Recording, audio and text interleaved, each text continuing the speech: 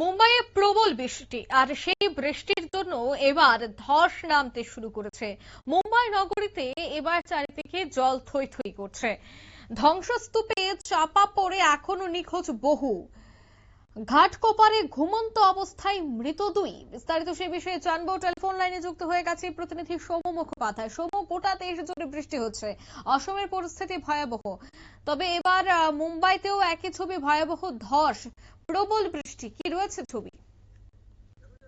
যে লাগাতার ভয়াবহ বৃষ্টির জেরে কিন্তু ঘাট ওপারের পাহাড়ি এলাকায় ভয়াবহ ধস নেমেছে এবং বুধবার দিন ভোর রাতে প্রবল বৃষ্টির কারণে মাটি নরম হয়ে গিয়ে টিলার একাংশ ভেঙে পড়েছে বলেই জানা যাচ্ছে এবং তার ফলে ঘুমন্ত অবস্থায় সেখানে প্রচুর মানুষ চাপা পড়ে যান। এখনো পর্যন্ত দুজনের মৃত্যুর খবর পাওয়া গেছে এবং পুর নিগমের পক্ষ থেকে যেটা জানা গেছে যে বুধবার ভোর 3:45 নাগাদ মুম্বাইয়ের অশোক রোড এলাকার পাহাড়ি এলাকায় একাংশে ধস নামে এবং জল কাদার স্রোতে প্রায় 7টি বাড়ি ভেঙে পড়ে। সব বাড়িগুলোতেই বাসিন্দারা ঘুমন্ত অবস্থায় ছিলেন। বিপর্যয় আঁচ করতে পারার আগেই ঘুমন্ত অবস্থাতেই তারা ধ্বংসস্তূপে চাপা পড়ে যান বলেই খবর পাওয়া যাচ্ছে। এখনো পর্যন্ত ধ্বংসস্তূপের নিচে 10 জন চাপা পড়ে থাকতে বলেই আশঙ্কা। দুজনের মৃতদেহ উদ্ধার হয়েছে।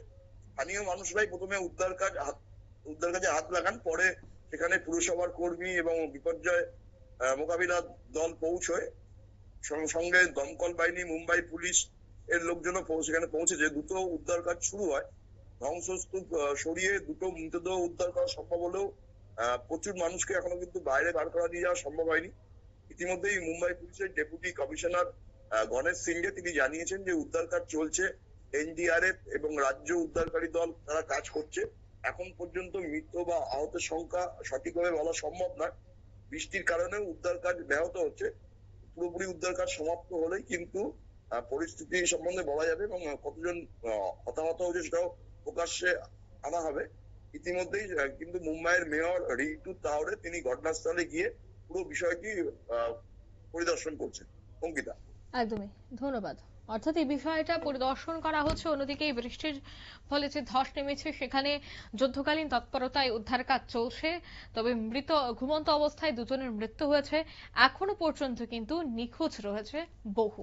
নিয়ে নিচ্ছি ছোট্ট একটি বিজ্ঞাপন বিরতি, সঙ্গে থাকুন।